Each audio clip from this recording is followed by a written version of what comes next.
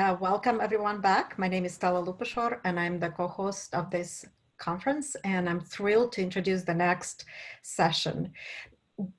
As we were talking in the morning about the macro impact on the economy, on the labor markets, on our adoption, fast adoption, sometimes overnight, of digital technology, and how important it is to maintain an inclusive mindset.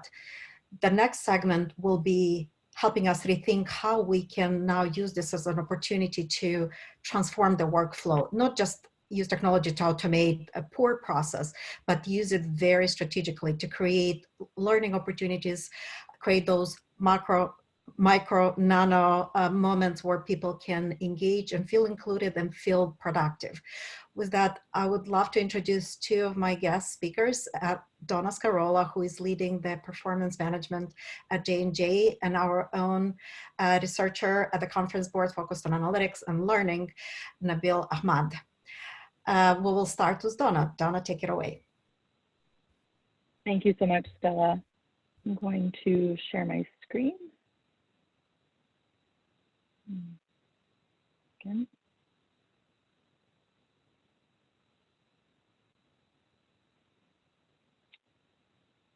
Yeah, I think I clicked the wrong thing. Apologies. Let me try that one more time.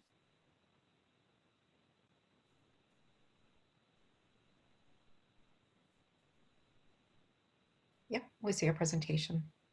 Okay, perfect. Thank you. Just going to make it full size, and then we will jump in. Good morning, good afternoon, and good evening, everybody. Really excited to be here. You don't see the side, correct? I just want to make sure before I jump in. Okay, awesome. I'm really excited to talk about workflows and learning today. It's a topic that's very near and dear to my heart. And we're going to go through kind of the history of why this has become not only a trend, but a bit of a buzzword, especially in relation to people experience. And I think a major reason for that is that learning is the cornerstone of how employees experience the investment of organizations in their capabilities and in their skills. So the overlay of kind of many of these trends, but also social science and where technology comes together, is a huge part of learning. We have behavior, we have human emotion, we have computers and technology, but I think one of the newer ones that we're starting to figure out in HR, and especially something that UX researchers, but also product managers have been thinking about a lot, is this idea of flow of work. So we're going to dive into that a lot today, and I'm going to give you some case studies to think about. Go to the next slide. So where we were. So if we think about HR, I think traditionally we've thought about how we deliver learning through function. So whether it's performance or whether it's learning or development, it's by subject. And we would launch that, you would create a curriculum, you would create that education, and you would treat all employees the same. You would say, this is the performance management training, and it goes out to everybody. But where we need to be and where we're seeing the shift going is that you actually create processes by user, not by function. So you're actually thinking about that end-to-end experience of each user that you've identified. Secondly, you want to create ways to bring that information to users that is targeted and frictionless, and I'll talk about ways that you can do that. And lastly, not just thinking about your users as one population. So often we'll hear people say, employee versus manager. Well, there's lots of different types of managers and lots of different types of employees with different values and interests, and it's important to create learnings that align with that, so it sticks, it's something that they are actually attracted to as opposed to annoyed by. And so I'll show you that shortly as well. Next slide. So learning usually, I'm sure this will resonate with many people, looks something like this. You take a course, you take a piece of education, and then you do something, whether it's you have to practice what you learned, you have to go in and do a task. Let's say, for example, you take a course on how to set goals. You then, a few weeks later, have to go set your goals, and then there may or may not be a follow-up measurement of some sort of how did that go, how could it be better, or even seeing how you actually set those goals accurately. And that is the method that we know doesn't really work, because there's a huge lag in time between learning and doing, and it's the opposite of experiential learning. Next slide. So the model that I like to use when thinking about if we're creating something in the flow, and you can actually start with any 3 of these circles and go in any order. And that's kind of the beauty of it when you're building. But you have to have some part that's education. So you observe something, listen, read, watch, etc. Then there is some form of a nudge. So a text, a notification, quiz, a piece of feedback through technology. And then something that you do, so a task, etc. And it can happen in any order. And what starts to happen is it's difficult for the end user to know the difference between any of them because it feels like the same exact thing. So you as the creator in HR should know the difference of how you're targeting, but the employee will not know, oh, I'm actually learning and doing at the same time. Next slide. So now we're going to dive into a part of my past career when I used to lead product at Reflective, specifically in the real-time feedback organization, of how we approach this for a customer who is trying to solve exactly what we're talking about today. Next slide.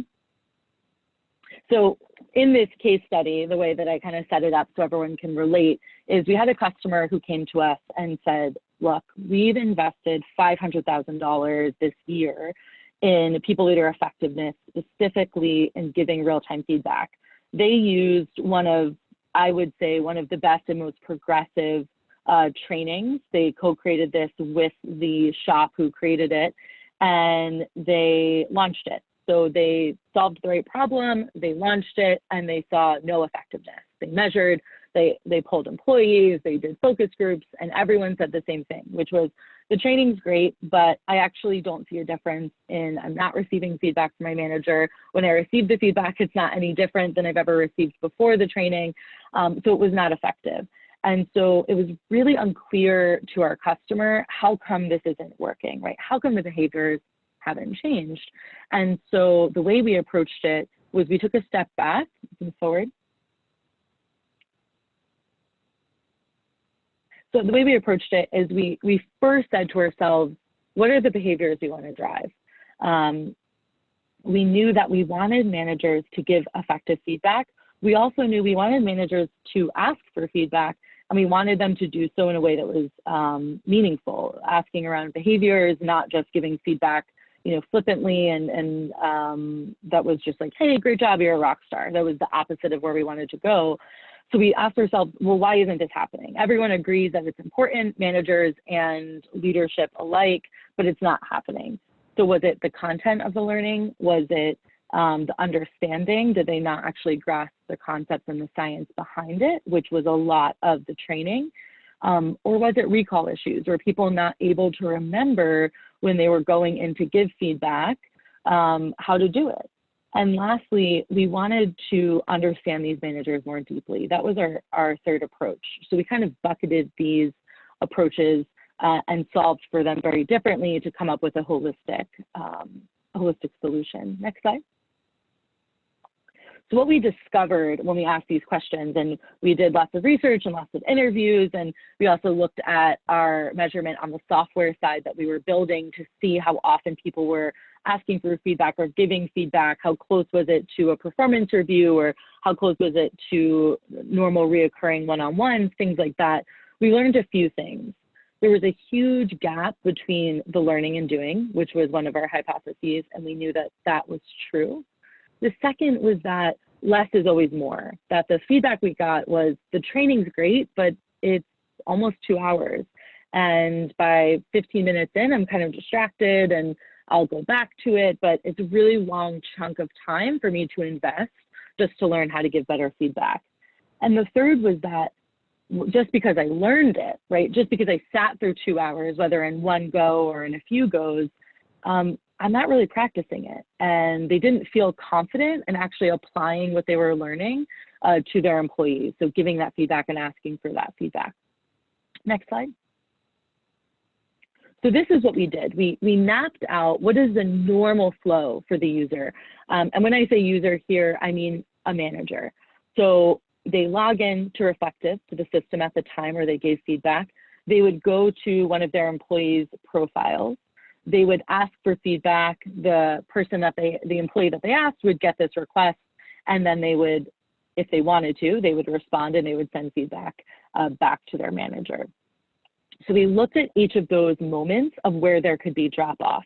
Often, the first area of drop-off that we saw was when they logged in. There was no reason to actually go and look at one of their employees' profiles to even give them feedback. The second area of drop-off was asking for feedback. They often, when we would ask them, why aren't you asking your employee for feedback, they would say, well, I don't really know how to ask in a way that makes sense or feels not targeted towards them or accusatory. So that was something that was very interesting to us. And the last area of drop-off was when that employee got the request, they would say, well, I don't know how to answer in a way that I feel really confident.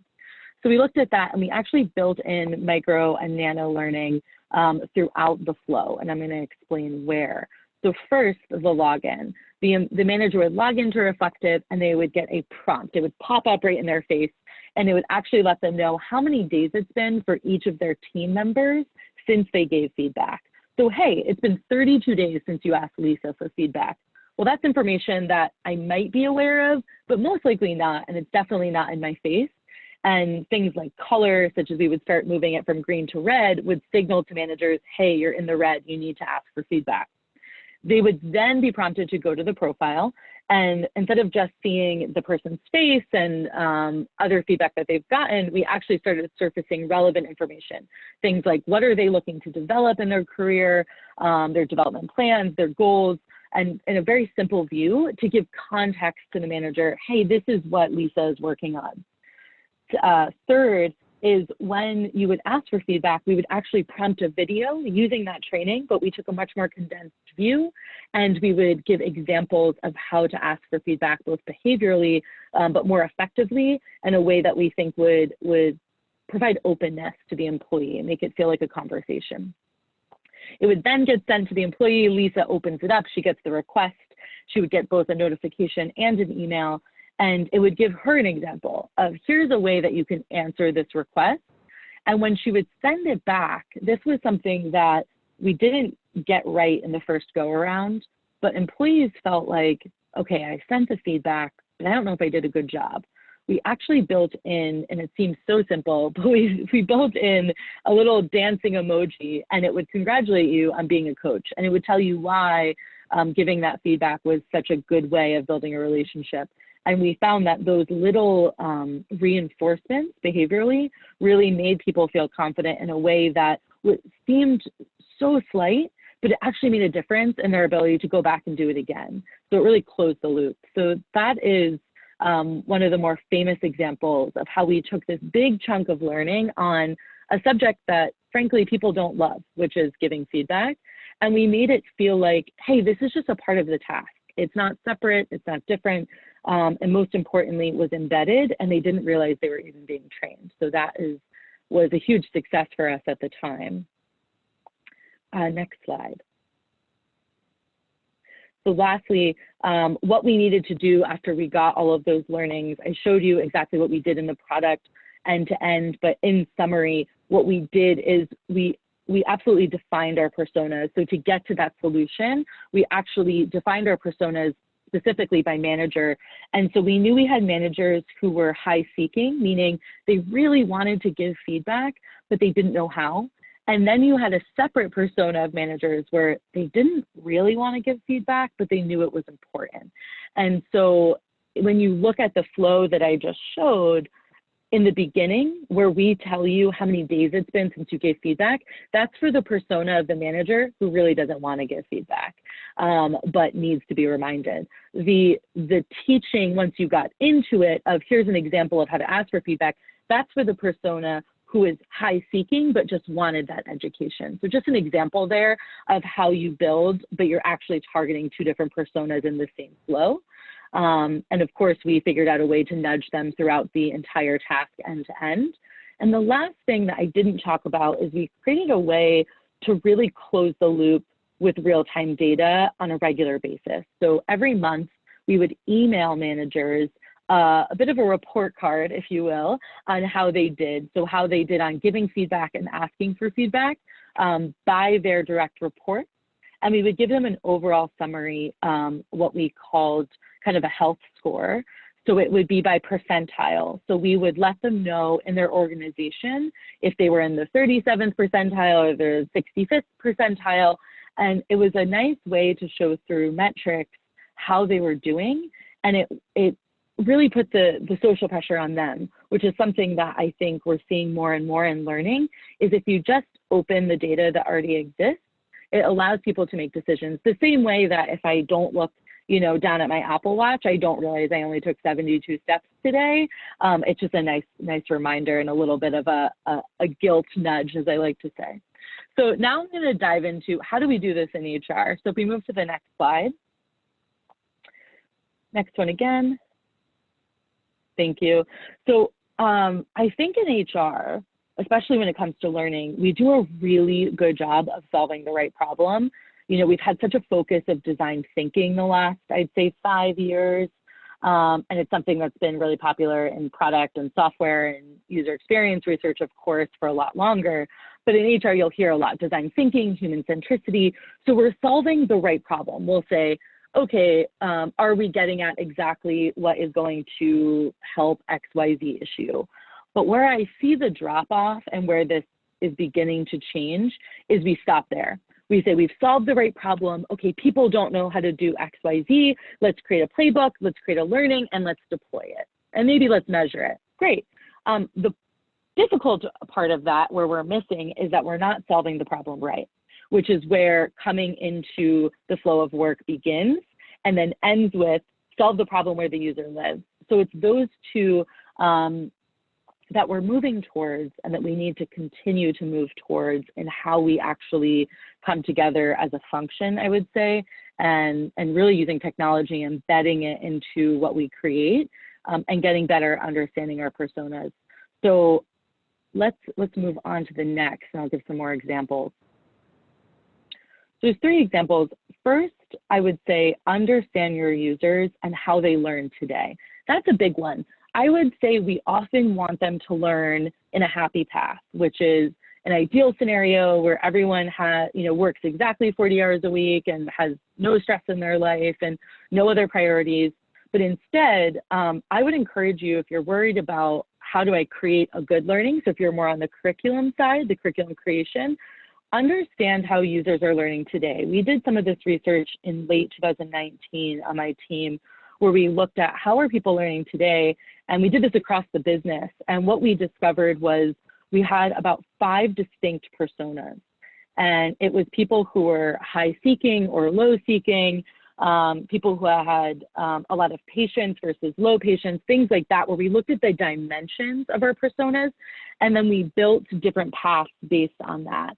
And so this is what user research is. And I think asking those questions, so how do people learn today, just in their everyday lives? So, you know, do you do LinkedIn Learning? Do you, use Udemy, et cetera? And just asking them, you can start to uncover themes and actually work around that, as opposed to saying, I'm going to build this perfect learning that's disregarding reality and how people like to learn.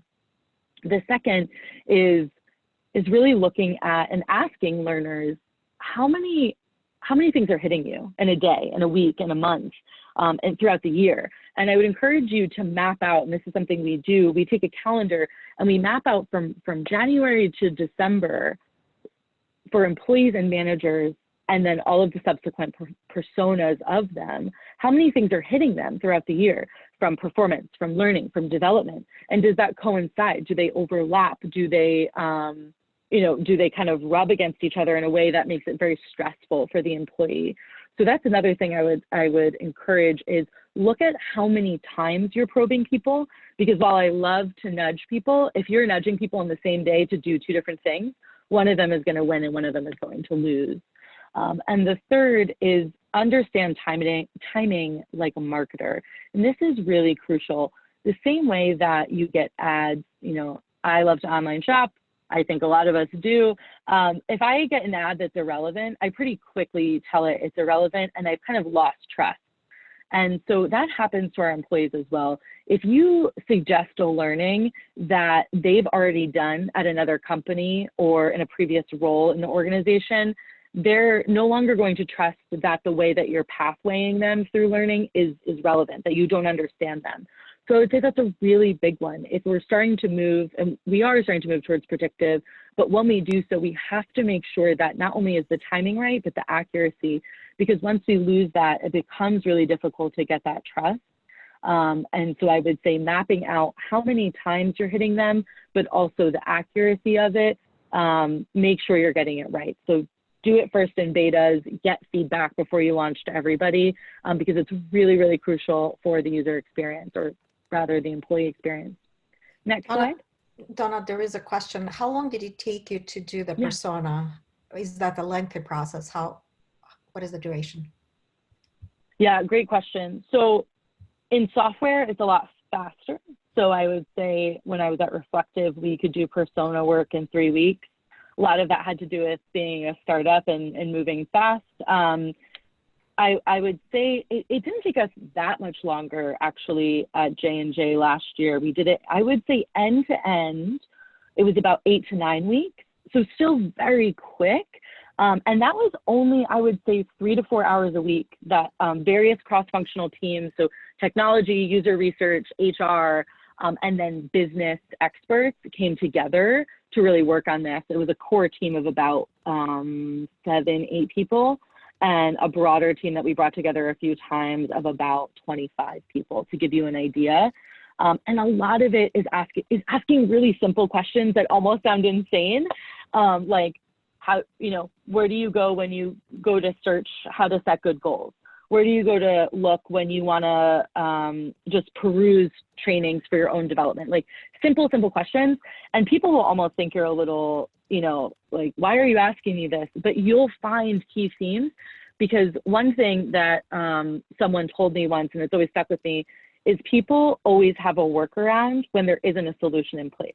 So just because we don't have, let's say, the technology or the process today, does not mean that your employees are not figuring it out themselves. And why not learn from that so you can create something that really mirrors that? I hope that helped. Let's move on to the next slide. So some quick examples I wanted to give of where you're already experiencing this in your everyday life of learning in the flow. Are 2 famous examples, which is coding classes online, such as Code Academy or many others. But while, of course, if you want to become a computer scientist, you will go and study computer science at a university. But if you just want to upskill in CSS and HTML, or let's say JavaScript, you can take a class online. And when you do so, you are actually going to be given the 3 things we talked about, which is you're going to get a little bit of learning. So you're going to get something to read. They'll give you some examples, some sample code. Then very quickly, about 30 seconds later, you'll actually be given a prompt to test it. And then you'll give feedback on why you did it wrong, in my case, or why you may have done it right.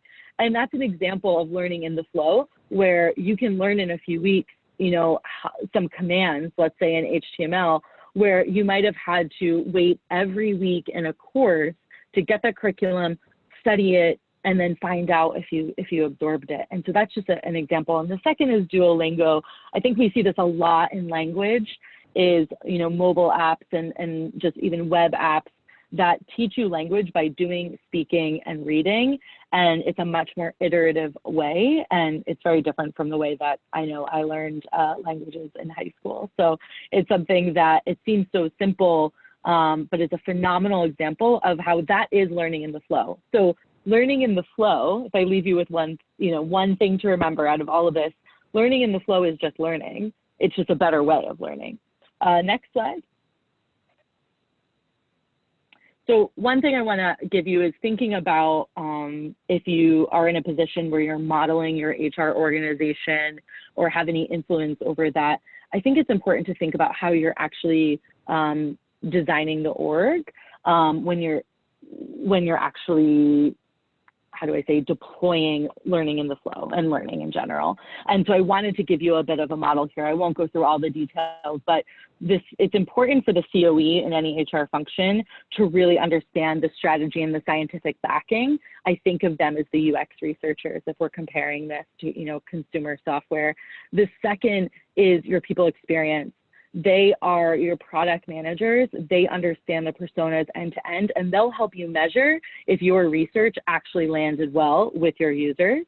And then lastly, your shared services, your operations, those organizations can really help you get feedback. They're your customer success managers, right? They're going to tell you, oh, it's not landing so well, and here's all of the data. So it's important to have some version of this in order to really set up correctly. And I just thought this might be helpful for some of you. And next slide.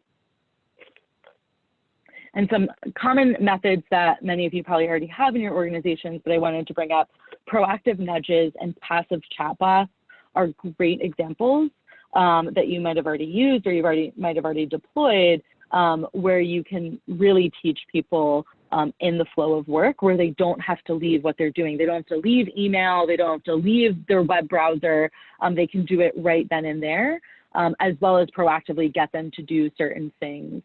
And so I thought this was a good example. And this is definitely, if you have these already implemented today, as you're thinking about how can we maybe pivot, especially in the world we're living in now, there could be some ways where you deploy trainings around resiliency, or little daily nudges about being resilient, or connecting with your team, like we saw in previous sessions, right? Telling people about thinking about inclusion. Like, those are things that you could do through a chatbot and through nudges to really remind managers and employees, like, hey, there's one little thing that you take away today because you're very overwhelmed. This is it. And that is learning in the flow. And then lastly, I wanted to give you a list of examples on the next slide of where HR, some examples of learning in the flow in various parts of HR, from internal job searching, so talent acquisition, to performance, to feedback, to manager capability. But I won't read them all to you. You'll all have these, of course. And I will pause here. I think we'll move over to Nabeel, or take a question, whichever one's still. We have some comments about the effective context theory of learning, and more about the fact that it shouldn't be just about automating process, but creating those nudges in a way that are meeting a need of the user. So any points on that you'd like to share? Yeah, I think that's exactly right, is that it's not about automating the process. And frankly, if I think back to the reflective example, if I wanted to automate the process, I probably wouldn't have added some of the things we did to remind managers how to ask for feedback. I actually probably would have created a button in our Outlook plugin that just allowed them to request feedback directly without any education along the way. And we could have done that because that would have made it much more automatic and faster, but it wouldn't have addressed the original problem, which is that people wanted to give feedback, but they didn't know how, or they didn't really want to do it and they needed some kind of reminder. So I think that's exactly right to remember, is that don't talk about it in terms of automating the process. Everyone wants things to be simpler, right? That's a given. Anyone who's trying to make it more complex, that's out of the question. It's about adding value, and it goes back to that, what is the behavior you want to drive? And then secondly, do you understand your user to know which behavior based on the user that they need to change? Some personas are going to need a different behavior change from a psychological lens than others. And so you have to build that in to add value, because you might be missing some big chunks of managers or employees that you want to bring along the way. And there's another comment about the fact that not everybody is in front of the computer. So those who don't have the opportunity to have the screen in front of them, are there any ideas or thoughts that you could share? Yeah, it's going to sound really old school, but I think even if you don't have a computer, research shows most people, even globally, I was going to say the United States, but globally, have mobile devices. So even when I think about like manufacturing, most have access to a mobile device. Most chatbots and nudges are actually through iOS or Android notifications. So you can enable anything through there, or setting up a chatbot that could proactively text them. There's a great company called Mobile Coach that I know they can set up through WeChat and WhatsApp and SMS, and they do a phenomenal job. So shout out to them. The other is, if you want to do really, really old school, there's ways to do phone chains and just send out emails, right, that people can cascade of like 3 daily reminders, or like, here's, you know, whatever it is. But beyond using a phone or a computer, I would say it's pretty hard to scale. But I'm trying to think. I think that would be it. I think that would be my only ideas there. Yeah. And maybe some of the experiences that Nabeel had with this space can help add more layer, more information on that. So thank you so much, Donna. Nabeel, take it away. Thank you. Thanks for the time. Looking forward to chatting. I believe we have about 10 minutes together, so we're just going to get right into it. I'm going to share my screen here, and then we will get going. 1 second, please. Okay, so first thing, if you can see my video, I'm trying to keep myself true here. So I'm going to set a timer for myself for 10 minutes. So there, now we're officially on the clock. Hopefully this will go well, so we'll see how it goes. But so I'm Nabeel, and I want to talk about, to complement a lot of what Donna was speaking on, great job by the way, Donna, is learning in the flow of watching. So we'll talk a little bit about that. It's a little bit different than in the flow of working. So we'll spend a little bit of time on background, go get one example on the research side, as well as supporting that on the academic side, and then we'll finish up. And hopefully by then, my timer will have not gone off yet. Okay, so first off, what do we do a lot of? My kids I have 2 young kids, they're doing it right now, is they are watching videos. We all watch videos, and there's all different types of videos that you can watch. The most popular ones like on YouTube are entertainment, food, gaming, and lots of how-to videos. And so, you know, there's a variety of others as well. Now, while we're watching videos, what do we not like doing? And I'm sure we all have some thoughts here, but in the interest of time, let's, so the first one, exit. We don't like leaving, and this kind of gets to in the flow. We don't like leaving, and part of what causes us to leave is the dreaded ads. I know you can pay for these now to remove them, but you may be like me, you don't pay for them. Leaving out of a video, especially while you're trying to learn, it tends to introduce what this icon shows as friction. And there's a lot of talk that has been about that today, so we'll talk a little bit about that. So that's what we don't like doing while we watch videos. Or at least I don't. I'm sure many of us have other things in addition to that. So what do we want to do whenever we're watching video? Well, we like things that are embedded, and I think that's been a common theme that we've been hearing about today with this great conference. And similar to what we don't want, the opposite is we want a frictionless experience. So now, okay, well, it sounds a little bit sort of in the air, abstract. How do we get a little bit more concrete? Glad you asked. Let's talk about some examples. Okay, so we're going to use some just general examples, and I was just mentioning that my kids are probably watching videos right now. Think about Netflix. And so for those of you who have a Netflix account, sometimes last year, they introduced this minor change where you see this watch next episode button. Now, if you recall, the episodes start to play automatically if you're watching like a series and a documentary or a TV show. And so what that change was is that now you have to, before you had to opt in to watch the next episode, now you have to opt out to not do it. So that's an example of something that's frictionless. And of course, there's sort of business decisions and justifications around that. But that's probably a very popular one that we see that something is embedded and frictionless, and it keeps us in that flow of watching a video. Not necessarily for learning, but maybe not. So another one is I personally use Facebook maybe twice a year, maybe once, just to kind of check in. But I think one of the greatest internet inventions of all time was the like button. And the reason why is because Facebook figured out a way for you to share your data while not being on the Facebook platform. Very, very genius thing. It's embedded in any website, and it still goes back to the Facebook platform and your profile. Great invention there. Simple, embedded, frictionless. Another example, don't worry about the details here. This is sort of like a Twitter beef between 2 former players of my hometown team, the Oklahoma City Thunder basketball team. Point being here is that these tweets are embedded in an article. So again, back to the embedded, you don't have to click this long link and go somewhere else. It's just embedded, it shows that in there. And this is very common across social feeds today.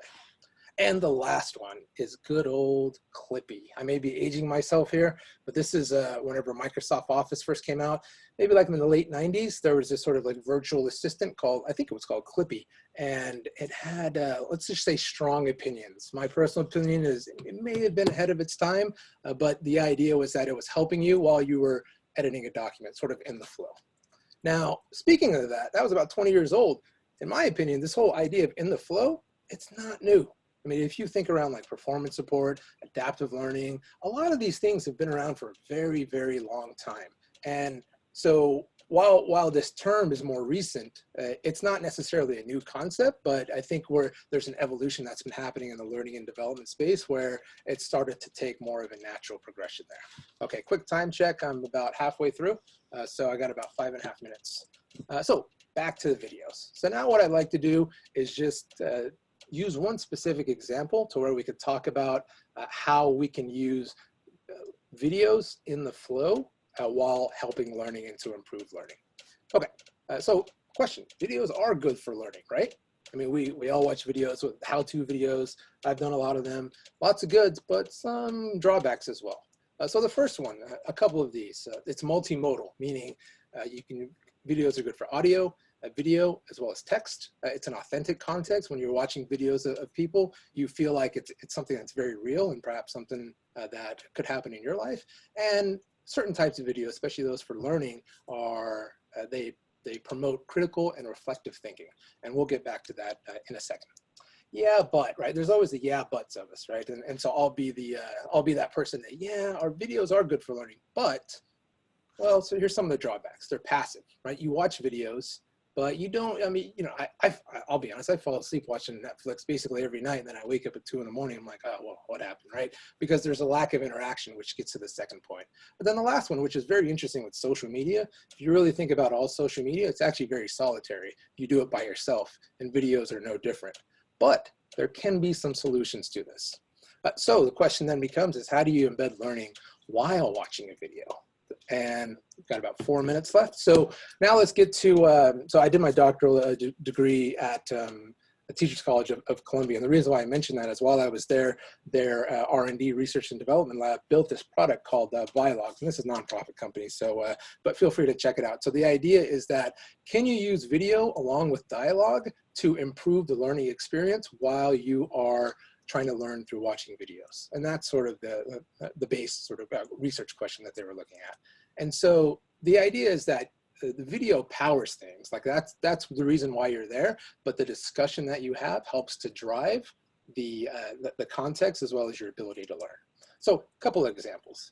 So think most people who are interested in watching videos for learning, oftentimes they're TED Talks. And so what you see here sort of on the bottom left, this red bubble here, you see 102, that's how many comments, so to speak, that people are having. Now you may be asking yourself, well, you can do this in YouTube, right? I mean, and you can do this in a variety of platforms, but part of the idea of how you can use this in a learning context is that, and this is very popular now, is you can have time-coded references. So this same video around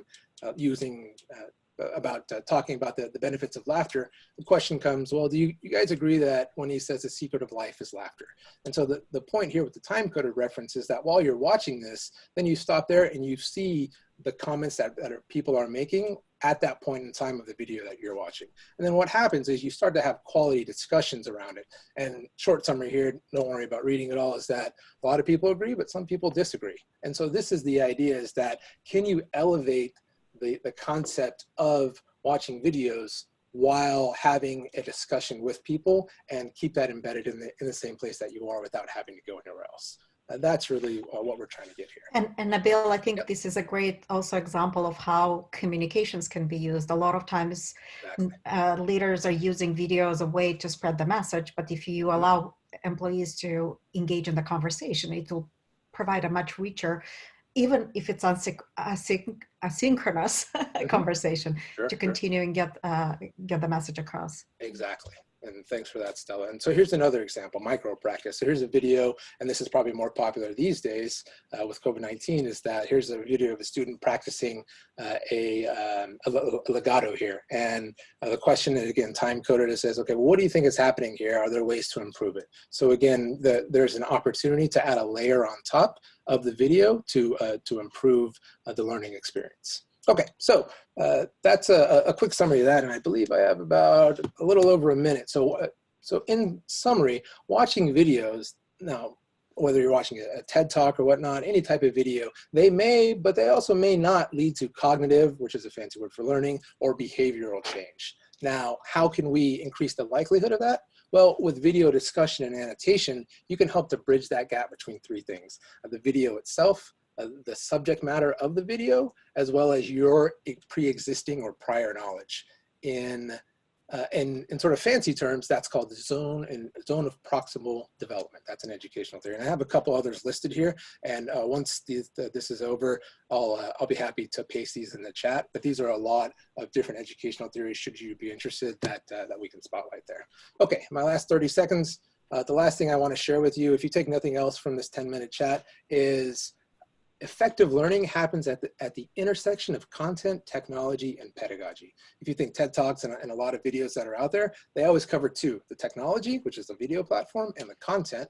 But what is really needed for this to be the most effective is integrating that with pedagogy. And so that's it for me, and I believe, perfect, all right. That was, Thank you, Nabeel. So. We have some questions coming through the chat. So if there are any platforms that you've seen that work well and facilitate the flow learning and commenting video, I suspect there's not one single one that does it all, but if there's a collection that you've seen along your journey that you would recommend. And you know, the one I spotlighted here, this Alocs, and a lot of these platforms do that now, and you know, you can even use YouTube for this, but a lot of it is how do you remove sort of the things that you don't want and have it happen in a purely educational context. And so you know, the one I spotlighted here, Alocs, is a good one, as long as they have these certain types of features, and it's around. In one of the previous slides, I talked about a community of practice, and the people who are going there are very interested and willing to participate. A lot of that is, in my opinion, much more important than the tool or platform itself. Exactly. Good question. Another question was, is that what you're suggesting, how LinkedIn Learning works? Yeah, and yeah, there's again, yeah, that's another one, like a lot of examples there. And to me, really, the point is that when we watch videos, oftentimes we're looking at it from point A to point B. We want to watch it and we just want to go straight through it. But the really underlying point I'm trying to make here is that for you to really effectively learn is a lot of times there has to be pause, there has to be reflection, there has to be going back and really having that connection with people. And another way to put it is that oftentimes people feel like the best way to learn is through content. But in my opinion, the best way to learn is through content with connections. And this is really the idea, and the difference here is that the layer on top, where you're talking about the connections, the people who are involved, that interpersonal interaction related to the content, that's where you can get the most value. And so, yeah, that could definitely be an example. Other questions? Viviana also shares here that she's looking at she's using Microsoft Teams and creating an experience for managing cohorts, right? For leadership development, when you have to have a group that goes through a similar type of experience. So that's a great example. Donna is sharing. Donna, do you want to come? Oh, I was just going to say, WalkMe is a tool that what I like about it is you can curate any, you know, videos, type in your own content to walk a user through the flow. And I think it's a really, you know, relatively affordable tool that organizations can use and really customize, which is nice. Loom is another one that does a lot of great explainer video where then you can comment as well. So excellent. I hope we can apply some of these learnings, not just to the learning process, but also to rethinking the entire end-to-end workflow and how employees experience the workplace. It is about removing that friction, which I really loved your guidelines on using the technology to make that so. We're gonna close and take another break. We'll regroup back at 3 o'clock and we will continue on the topic of learning. And this time it's more how academia had to transform how they deliver learning literally overnight, and the lessons they've learned along the journey. Please answer your questions that you will see prompted to continue the conversation, and then we'll see each other at 3 o'clock Eastern. Thank you.